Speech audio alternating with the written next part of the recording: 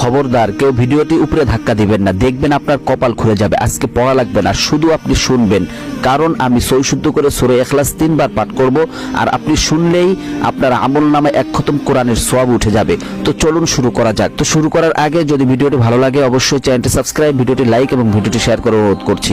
তো চলুন শুনে আসি 3 বার। বিসমিল্লাহির রহমানির রহিম।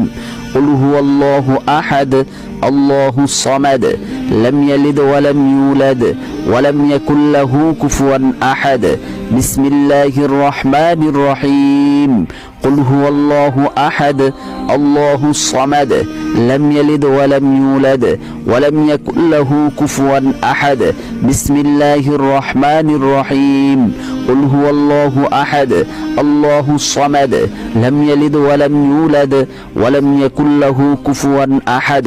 যারা শুনেছেন তাদের আমলনামায় 1 খতম কোরআনের সওয়াব উঠে গিয়েছে।